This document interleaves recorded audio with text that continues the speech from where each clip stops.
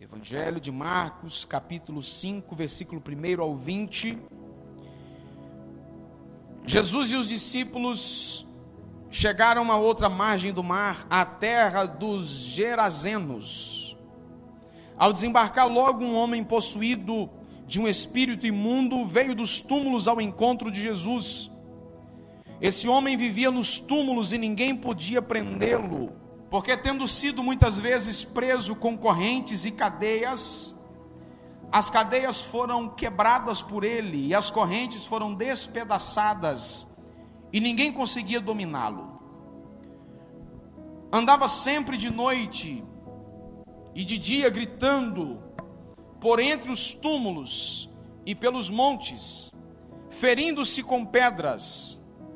Quando de longe viu Jesus, correu e prostrou-se diante dele, gritando em alta voz: "O que você quer comigo, Jesus, Filho do Deus Altíssimo? Por Deus, peço-lhe que não me atormente." Ele disse isso porque Jesus tinha dito a ele: "Espírito imundo, saia desse homem." Então Jesus lhe perguntou: "Qual é o seu nome?" E ele respondeu: "Legião é o meu nome, porque somos muitos." E pediu-lhe com insistência que não os mandasse fora daquelas terras. Ora, uma grande manada de porcos estava pastando ali pelo monte. E os espíritos imundos pediram a Jesus: "Mande-nos para os porcos, para que entremos nele." E Jesus permitiu. Então, saindo os espíritos imundos, entraram nos porcos. E a manada, que era cerca de 2.000, precipitou-se no despenhadeiro para dentro do mar, onde se afogaram. Os que tratavam dos porcos fugiram e foram anunciá-lo na cidade e pelos campos. Então o povo saiu para ver o que tinha acontecido. Aproximando-se de Jesus, viram o endemoniado, o que antes estava dominado pela legião, assentado, vestido em perfeito estado, e temeram. Os que haviam presenciado os fatos contaram-lhes o que tinha acontecido ao endemoniado e também falaram a respeito dos porcos. E começaram a pedir com insistência que Jesus se retirasse da terra deles. Quando Jesus estava entrando no barco, aquele que antes estava possuído pelos demônios pediu com insistência que Jesus o deixasse ficar com ele.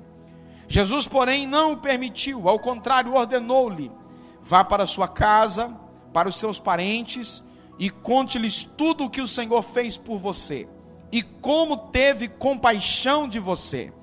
Então ele foi e começou a proclamar em Decápolis tudo o que o Senhor lhe tinha feito, e todos se admiravam. Você acredita que esta é a palavra de Deus? Diga glória a Deus. Olhe para mim. Esse texto narra um episódio da história de um homem possesso por demônios na região de Gadara. É uma história descrita nos 3 evangelhos sinóticos, ou seja, evangelhos sinônimos: Mateus, Marcos e Lucas. Diante dos fatos que nós lemos aqui, 2 perguntas são necessárias. Quanto vale uma vida para Jesus? Quanto vale uma vida para Satanás? Sobre Gadara, essa era uma região, como uma parte aqui do texto diz, um dos versículos, o versículo onde fala, o último versículo, que ele saiu para proclamar em toda Decápolis. Essa era uma região às vezes chamada por esse nome, ou seja, era um grupo de 10 cidades na fronteira do Império Romano com a Judéia e Síria. Essas 10 cidades, elas eram independentes entre si. Todavia, elas foram agrupadas por causa da língua, por causa da cultura, da localização e do status político. Gadara era um influente centro comercial, ficava próximo a piscinas térmicas naturais, era bem frequentada pela elite romana. Atualmente, se você pesquisar depois, não agora aí, por favor, mas se você pesquisar depois, eu vou aqui aportuguesar a pronúncia, quais, U-M-M-Q-A-I-S, quais, tornou-se fazendo parte do sítio arqueológico da Jordânia. É um lugar bonito, muito frequentado, com ruínas intensas de aquela época antiga. Ainda há pessoas, segundo consta, que moram lá naquelas ruínas. É possível ver através delas o Mar da Galileia e outras partes de Israel. O nome Gadara levou esse nome, né? A cidade levou esse nome provavelmente de uma palavra hebraica, Gader, que significa fronteira ou barreira. Nessas ruínas atuais, é possível encontrar lá túmulos, sarcófagos, fachadas com portas talhadas e são utilizadas para armazéns e até moradias ainda hoje. Sobre esse homem, o texto diz que o estado que ele estava vivendo era deplorável, sem vida social, sua morada era no cemitério, nos sepulcros, vivendo de maneira violenta, atormentando a sociedade, assustando as pessoas por causa da sua fúria. Era um cidadão que perturbava, incomodava, ora gargalhava descontroladamente, ora uivava como lobo no meio do dia, no meio da noite.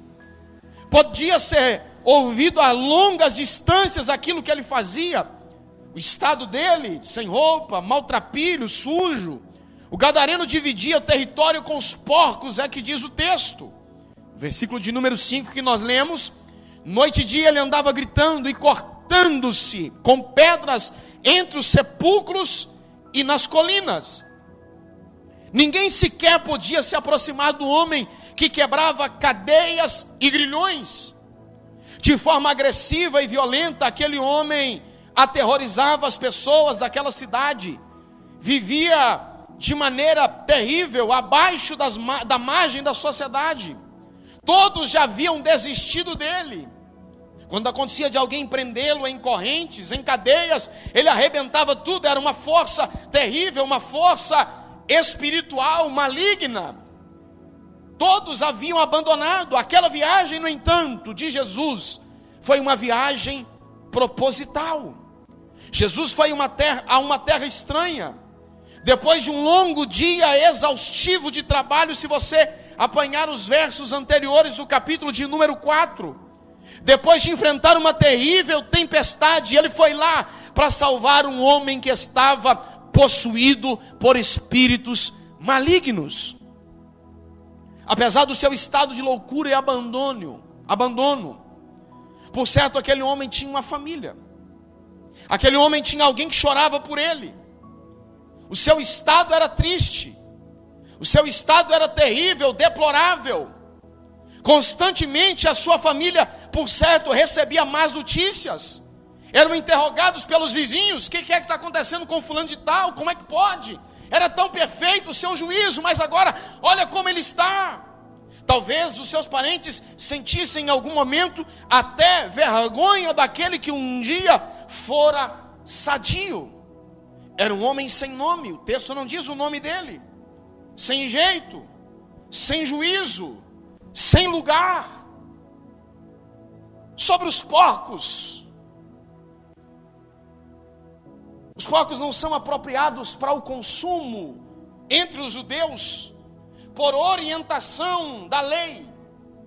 Devido a uma mistura dos povos, Gadara não considerava essa lei. Era uma terra gentílica. Quem tiver com celular e recebendo mensagem, põe no modo avião aí, ou no silencioso, por gentileza. Gadara não considerava essa lei.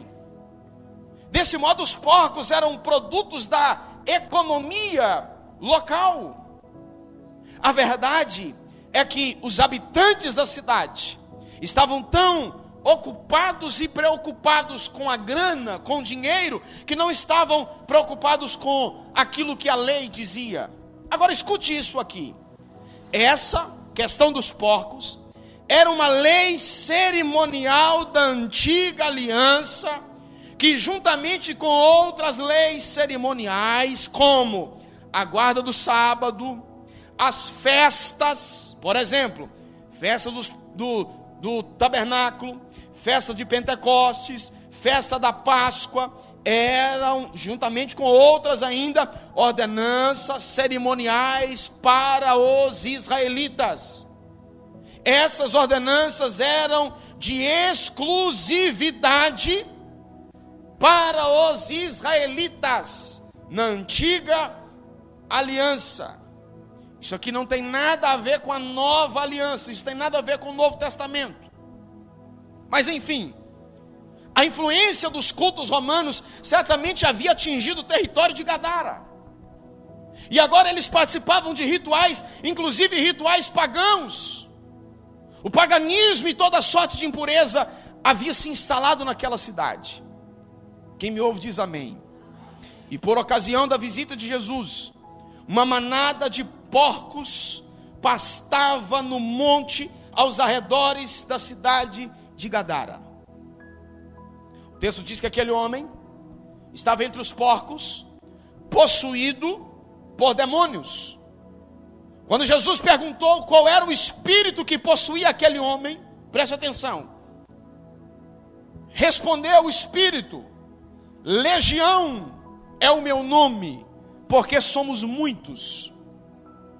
Havia dentro dele uma legião de demônios. Legião era, na verdade, uma corporação de 6.000 soldados, uma linguagem utilizada para contar os soldados romanos. Legião era uma corporação de 6.000 soldados romanos.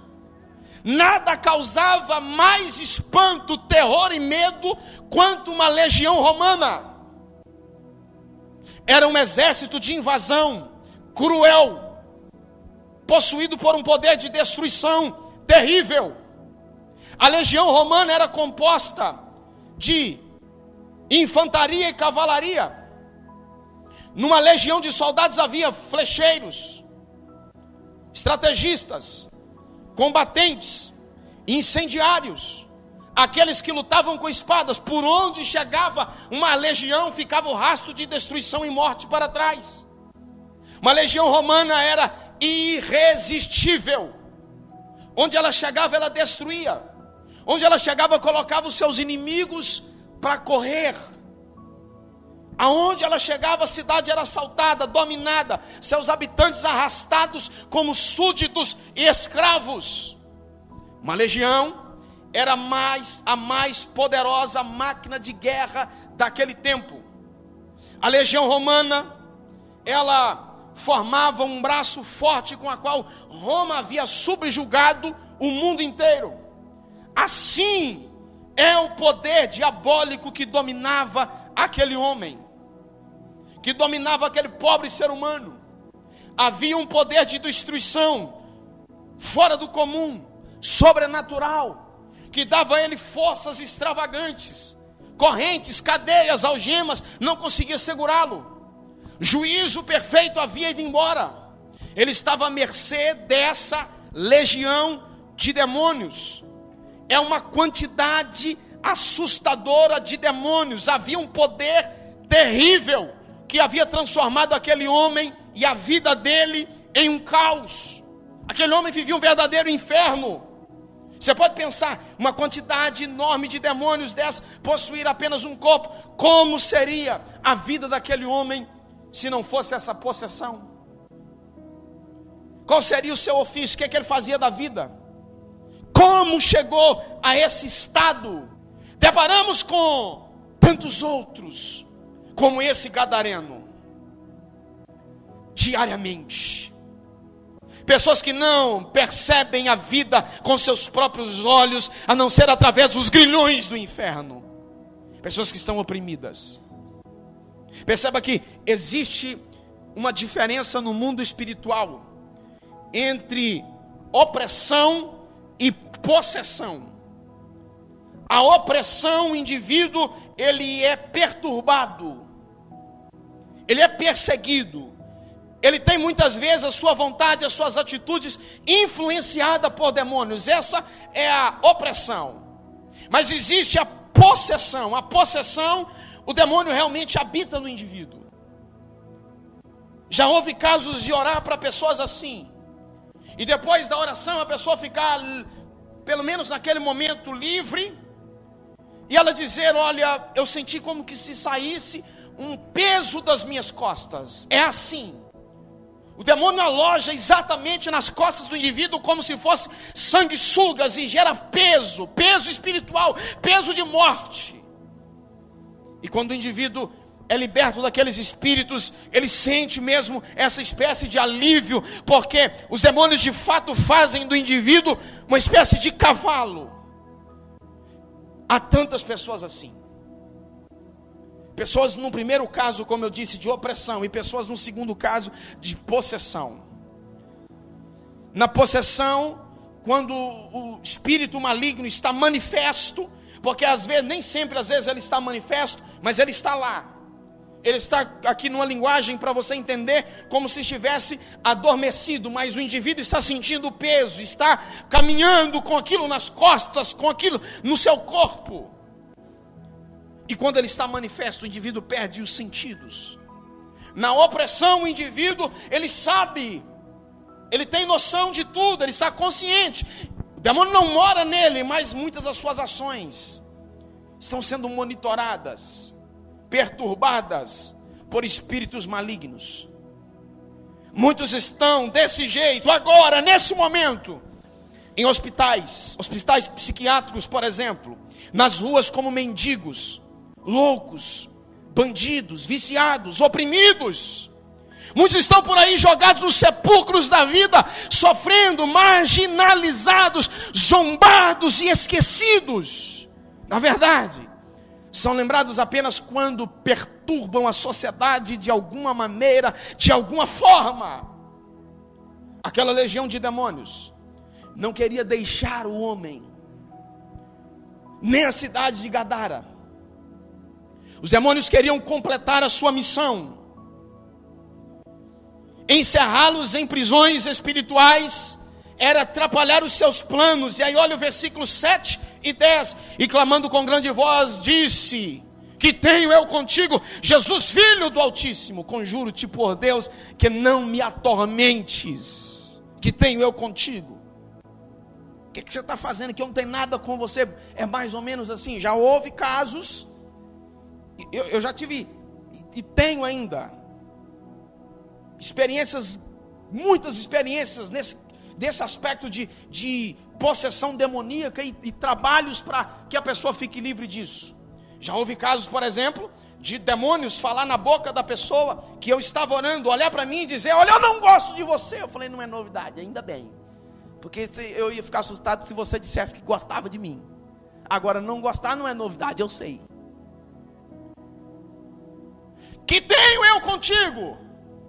Aí o que ele diz? Eu conjuro-te por Deus, eu te peço por Deus, que não me atormentes. E rogavam-lhe muito que não os enviasse para fora daquela província. O que acontece, gente? Vou dizer uma coisa aqui para você.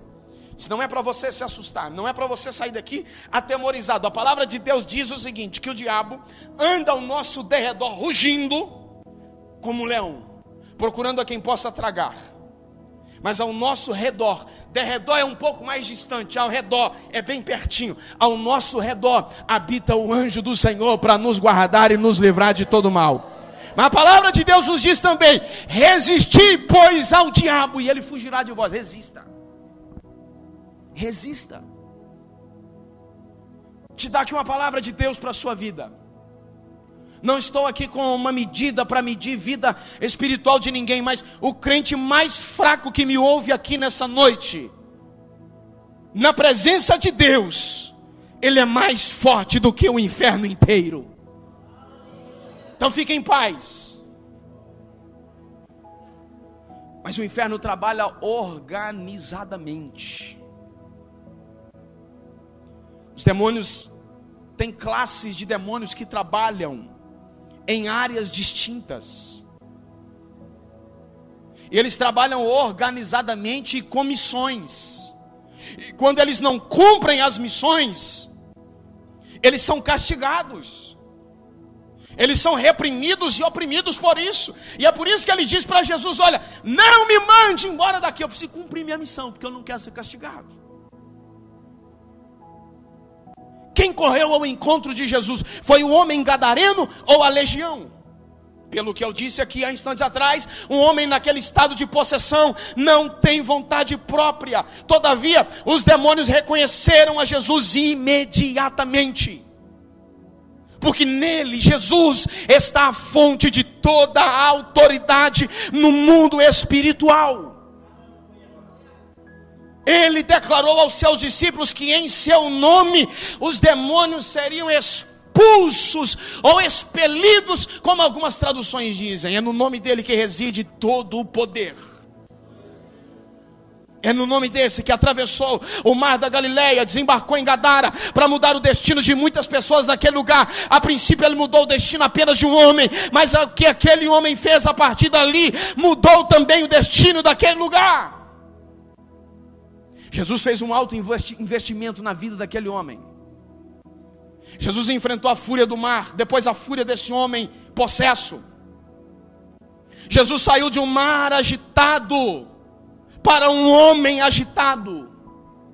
Humanamente falando, ambos, tanto o mar quanto o homem, eram indomáveis, mas Jesus subjugou ambos. Quando Jesus estava entrando no barco, aquele homem que antes estava possuído pelos espíritos malignos, pediu a Jesus com insistência que deixasse-o ficar com ele. Jesus, porém, não permitiu.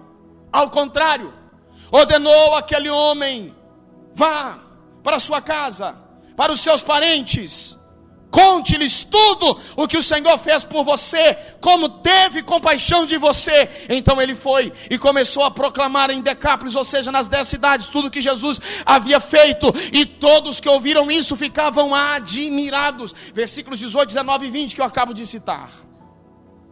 O gadareno que comia com os porcos e morava no cemitério se tornou um evangelista. Sua família foi salva. Muitos cresceram o amor sobrenatural de Jesus através da sua história. Entre as ruínas atuais da cidade podem ser encontradas pelo menos 5 igrejas antigas. Todavia, os demônios pediram a Jesus, imploraram a Jesus que os deixassem a entrar nos porcos. Eu perguntei no começo: quanto vale uma vida para Jesus? Quanto valia aquela manada de porcos? A vida do rapaz valia mais do que os porcos. Os porcos provavelmente valiam muito dinheiro, mas o homem valia muito mais. Jesus aceitou o pedido daqueles demônios também para dar uma lição naquela cidade. Eles estavam em um nível espiritual terrível, degradante. Quem me ouve diz amém. Deixa eu lhe dizer uma coisa aqui. Quando alguns de nós não dão ouvidos àquilo que Deus diz, em algum momento Deus acaba permitindo Satanás que faça pelo menos algum barulho à sua volta, para que haja um despertamento na vida desses alguns.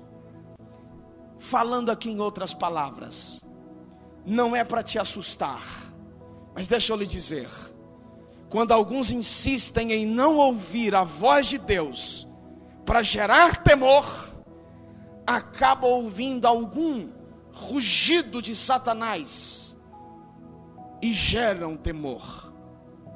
Jesus deu um susto naquela cidade tão grande, que as pessoas disseram: ó, cai fora daqui, nós não queremos a sua presença aqui. A presença de Jesus incomodou aquela cidade, tanto que ao ver que aquele homem estava completamente são, eles ficaram assustados, quando deveriam prostrar-se diante do mestre, arrependendo-se dos seus pecados. Não deve ter sido uma cena bonita. Os demônios entraram naquela manada de porcos. O texto diz cerca de 2.000 porcos. E os porcos começaram a cair no precipício, caindo no mar. Aqueles porcos, grunhindo horrivelmente, se precipitaram no despenhadeiro e lançaram-se ao mar. Afogados, eles retomam a superfície. A visão não era bonita. A visão era pavorosa, de prejuízo. Aqueles homens, no entanto, não compreenderam a visão de Jesus. Miseráveis homens que não compreenderam a visão de Jesus. Quantos de nós também não agimos mais ou menos parecido com isso? Exaltamos os bens materiais quando na verdade precisaríamos exaltar os bens espirituais.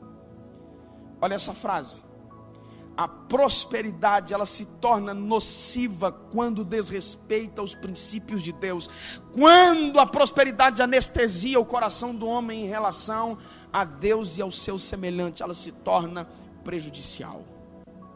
Enquanto os demônios rogaram a Jesus que não os deixasse sair de Gadara, o homem novo agora, liberto, dizia para Jesus: me deixa ir contigo, eu quero te seguir, eu quero te acompanhar. Nas palavras de Paulo, onde abundou o pecado, superabundou a graça. Aquele homem queria seguir a Jesus, ele queria acompanhar Jesus. O homem que vivia nos sepulcros agora fazia reviver aqueles que estavam mortos dos seus delitos e pecados. Quando Jesus disse para ele: conte para os seus, vai para sua casa, conta para sua parentela. Eu fico pensando, um homem no estado daquele, agora voltando em perfeito juízo, vestido, falando normalmente. Quando chega na porta de casa, a família assusta. E agora ele foi testemunhar daquilo que Jesus estava fazendo na vida dele. Satanás e os seus demônios não têm nenhum receio de escravizar e oprimir as pessoas. Quem me ouve diz amém. Ele possui as mentes, ele possui as vontades, ele possui as intenções. Guarde isso. Quem tiver a sua mente, quem tiver os seus pensamentos, vai ter as suas ações. Tudo começa aqui, ó. Quem tiver o seu pensamento vai ter as suas ações. E Satanás não conhece brincadeira, ele é péssimo em humor. Ele possui as vontades e muitas ações das mentes humanas. Eu conheço gente, e você também conhece, basta uma volta na cidade que você vai perceber, muitos estão como zumbis. Parece não ter vida própria. São como mortos-vivos, chamados literalmente no mundo espiritual de cavalo. Lá nos terreiros, quando um demônio incorpora em alguém, ele chama esse alguém literalmente de cavalo. Se tornam escravos, muitos desses, escravos das drogas, da bebida, da pornografia, da mentira e tantas outras coisas. Vivendo em um mundo de ilusão, maltrapilho. Todavia, uma palavra de Deus para o nosso coração e para alguém que se porventura me ouve, talvez agora ou que vai me assistir depois. Deixe Jesus transformar diariamente a sua vida. A palavra de Deus diz que nós somos transformados de glória em glória, ou seja, é uma transformação que acontece na nossa vida diariamente. É uma mudança de hábitos diariamente. O Senhor quer nos dar cada vez mais da sua intensa paz e felicidade. O Senhor não quer que nenhum de nós vivamos na companhia dos porcos. O Senhor quer que nós estejamos cada vez mais longe da morte, cada vez mais longe do sepulcro, cada vez mais longe daquilo que nos escraviza. Abandone o que te afasta de Deus. Abandone o que afasta você das pessoas de Deus. Abandone as correntes, abandone as algemas. Corra ao encontro do único que pode promover uma verdadeira revolução na nossa vida, na nossa família, na nossa casa. Corra em direção àquele que quer nos usar poderosamente para fazer na vida de outros aquilo que Ele fez por nós. Aqui está falando de frutificação. Ninguém é liberto para continuar no seu lugar plantado sem frutificar. Todos nós precisamos frutificar. E a árvore não produz fruto para si mesma, ela produz fruto para os outros. Você nunca vai ver uma laranjeira chupar da própria laranja. Você nunca vai ver uma mangueira comer do seu próprio fruto. Sempre o pé, a árvore, produz fruto para o próximo. Ele gera vida no outro. Você foi gerado, você foi transformado, você foi mudado, você foi salvo, você foi liberto. Você precisa produzir fruto na vida de outros. Se renda àquilo que Deus quer fazer na sua vida. Se renda àquilo que Deus quer fazer através da sua vida. Existem duas coisas aqui que são diferentes.